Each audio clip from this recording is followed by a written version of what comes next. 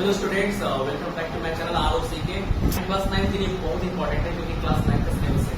तो चलिए देखते हैं कुछ साइंटिस्ट का नाम है जो सेल के बारे में अपना थ्योरी दिए हुए हैं और डिस्कस किए हुए हैं, तो उसको भी जानना जरूरी है। ऑलरेडी हम प्लांट सेल, एनिमल सेल और जो डेड सेल का खोज किए हैं रॉबर्ट लुक, उसके बारे में जो लिविंग सेल का खोज किए हैं एंटोनी वैन लीएवेनहॉक, उसके बारे में हम बता चुके हैं। अब आगे देखते हैं, ये कुछ साइंटिस्ट है उसके बारे में देखते हैं, उसके बाद हम कंटिन्यू करेंगे। ठीक है, चलिए। सम साइंटिस्ट, ऐसे साइंटिस्ट है, इसका नाम बहुत इंपॉर्टेंट है, एनसीईआरटी में चर्चा किया हुआ है, क्लास 9 के लिए इंपॉर्टेंट है, याद रखिए। रॉबर्ट ब्राउन, ये एक साइंटिस्ट है, इन्होंने न्यूक्लियस का खोज किया है। इन्होंने न्यूक्लियस के बारे में बहुत सारी रिसर्च करके बताया है, डिस्कस किया हुआ है और ये माना गया है कि ये न्यूक्लियस का खोज किया है। इसका नाम है रॉबर्ट ब्राउन। वो पता है न्यूक्लियस किसे कहते हैं, मतलब कि जो कंट्रोल करता है सेल को, cell control of the body, जो सेल को कंट्रोल करता है वही है। 1831 में ये खोज किया है, ये एनसीईआरटी में दिया हुआ है, डेट वही दी है। ठीक है, पुरकिंजी क्या है, 1839 में खोज किए हैं। ये प्रोटोप्लाज्मा की खोज किए हैं। प्रोटोप्लाज्मा किसे कहते हैं, पहले हम वो समझाना चाहते हैं, ध्यान से सुनोगे। प्रोटोप्लाज्मा आप एक देखें, एक के अंदर एक यॉक रहता है, पीला कलर का यॉक रहता है। एक के अंदर, अंडा के अंदर एक पीला कलर का यॉक रहता है और एक लिक्विड रहता है। दोनों के दोनों लिविंग रहते हैं, लिविंग। तो यहाँ पे चीजें तुम ध्यान दो कि न्यूक्लियस के अंदर, मतलब वो पूरा सेल के अंदर दो चीजें लिविंग में है। तो उसी तरह सेल मेम्ब्रेन और न्यूक्लियस, मतलब पूरा साइटोप्लाज्मा, न्यूक्लियस की जो लिविंग चीजें हैं वही आपका क्या है, प्रोटोप्लाज्मा है। ये भी क्या है, आपका लिविंग में ही आता है प्रोटोप्लाज्मा। एग्जाम्पल यही है, जिस तरह हम एक में एक लिविंग जो चीजें हैं वो प्रोटोप्लाज्मा कहला रहा है, तो वहां पे भी यहाँ पे आपका एक सेल के अंदर जो लिविंग चीजें हैं ना, वही क्या है, प्रोटोप्लाज्मा है। जो सेल के अंदर जो लिविंग चीजें हैं वही क्या है, प्रोटोप्लाज्मा है। और cell arise from the pre existing cell, मतलब कि पहले से ही अराइज है, मतलब कि पहले से ही ये मौजूद है। ये बोला है, कौन बोला है, ये रेडॉल्फ विर्चॉव ने बोला है कि पहले से एग्जिस्ट कर रहा है, ये प्री एग्जिस्टिंग सेल है। ये चीजें नहीं है। हाँ, ये सही बात है, और बता चुके हैं 3.8 बिलियन ईयर एगो, है ना। ये सेल के मेम्ब्रेन के बारे में ऑलरेडी खोज कर चुका है।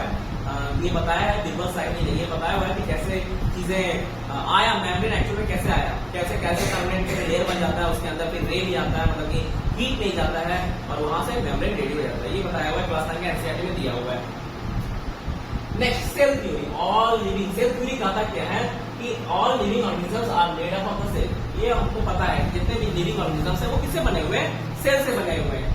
बने नहीं बने, लेकिन हम कह सकते हैं क्या नॉन लिविंग थिंग्स भी सेल से बना हुआ है।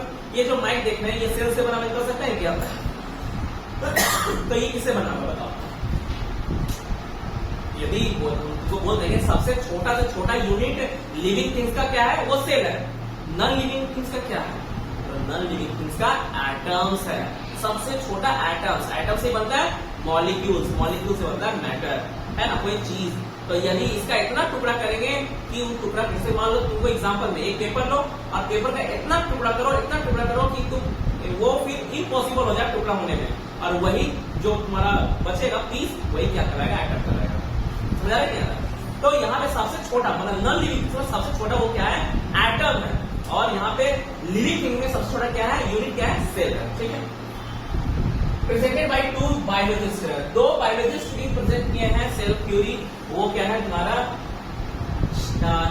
एस साइलेंट है, ठीक है, यहाँ पे शैडियन और चुआन, शैडियन और चुआन, मतलब कि यहाँ पे एस साइलेंट है, यहाँ पे शैडियन और चुआन। ये 1838 में ये खोज किए हैं, मतलब कि ये प्रेजेंट किए हुए हैं सेल थ्योरी को, और 1839 में। ठीक है, और all the plants and animals are composed of cell. हाँ, जितने भी प्लांट्स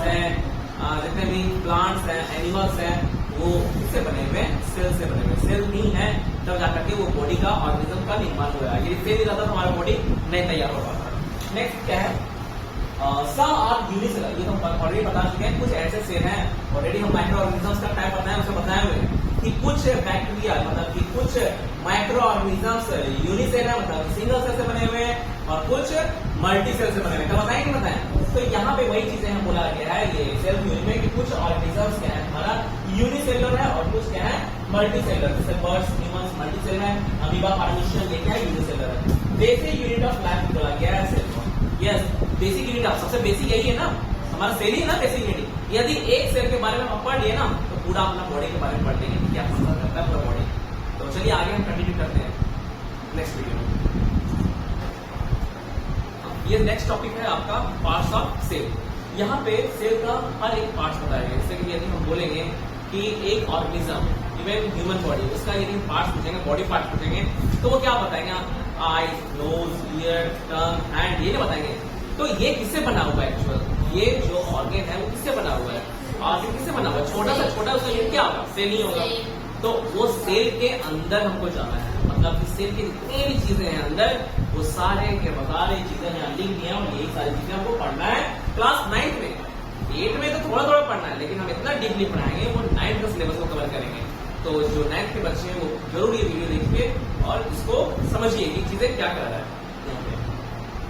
जैसे कि फॉर एग्जाम्पल ये सबसे छोटा है सेल। सेल जब ग्रुप में बनता है तो वो टिश्यू बनता है। जब ग्रुप टिश्यू में बनता है तो वो एक ऑर्गन बनता है, जैसे कि लीवर लिख दिए हैं, ऐसे बहुत सारे ऑर्गन बनते हैं। और फिर बहुत सारे ऑर्गन जब बनते हैं तो वो एक ऑर्गन सिस्टम बनता है, और बहुत सारा ऑर्गन सिस्टम जब बन जाता है तो एक ऑर्गेनिज्म बन जाता है। तो यहाँ पे पूरा ऑर्गेनिज्म के बारे में ना पढ़ करके हम सिर्फ एक सेल के बारे में पढ़ेंगे। अब सेल के अंदर जितने पार्ट्स हैं, मतलब सेल ऑर्गेनेलेज है, सेल ऑर्गेनेलेज है, उसके बारे में पढ़ेंगे। फिर सेल ऑर्गेनेलेज में चीजें, सेल ऑर्गेनेलेज के तो अंदर, मतलब साइटोप्लाज्मा के अंदर चीजें कहलाता है सेल ऑर्गेनेलेज। उसके बारे भी आउटरिंग, कवरिंग लेयर, ये सब चीजें हम पढ़ेंगे। तो उसके अंदर क्या क्या आता है? सेल मेम्ब्रेन आता है, प्लाज्मा मेम्ब्रेन उसी को कहते हैं, सेल वॉल। सेल वॉल एक ऐसा सेल के अंदर पाया जाता है, सेल के अंदर ही सेल वॉल पाया जाता है जो सिर्फ और सिर्फ प्लांट में पाया जाता है। ठीक है, प्लांट सेल में पाया जाता है। साइटोप्लाज्मा दोनों पाया जाता है, न्यूक्लियस दोनों पाया जाता है। SER और RER ये दोनों के बारे में बताएंगे। ये इंडोप्लाज्मिक रेटिकुलम है, S मतलब सॉफ्ट इंडोप्लाज्मिक रेटिकुलम, R मतलब रफ इंडोप्लाज्मिक रेटिकुलम, ये दोनों में पाया जाता है। गोल्जी एपार्टस बोले या गोल्जी बॉडीज, मतलब कि ये भी एक चीजें इसके अंदर आता है। वैक्यूल्स आते हैं, वैक्यूल है, माइटोकॉन्ड्रिया है, प्लास्टिड। प्लास्टिड क्या है? एक प्लांट सेल है, मतलब सिर्फ प्लांट में पाया जाता है। इसमें 3 चीज आता है, लीकोप्लास्ट, ब्रोमोप्लास्ट, इसके बारे में बताएंगे हम। वैक्यूल, वैक्यूल दोनों पाया जाता है। लाइसोसोम सिर्फ एनिमल्स में पाया जाता है, राइबोसोम दोनों पाया जाता है, सेंट्रोसोम सिर्फ एनिमल में पाया जाता है। तो ये जितने भी पार्ट्स हैं उस सेल के बारे में, ये प्लांट सेल और एनिमल सेल के बारे में, इसके डिटेल्स से हम कल आएंगे। हर एक टॉपिक को लेकर के कल हम 3 टॉपिक कवर करेंगे, उसके बाद 3 करके पूरा कंप्लीट करेंगे। तो ये थोड़ा लंबा चैप्टर चलेगा, तो चीजें को समझते हैं इसको कल। ठीक है, तो मिलते हैं नेक्स्ट वीडियो में। यदि ये वीडियो आपको अच्छा लगा प्लीज लाइक, कमेंट, सब्सक्राइब करें, और इसी तरह वीडियो देखने के लिए प्लीज बेल आइकन दबा दें ताकि वो वीडियो आपके मोबाइल तक पहुंच सके। चलिए मिलते हैं नेक्स्ट वीडियो, बाय।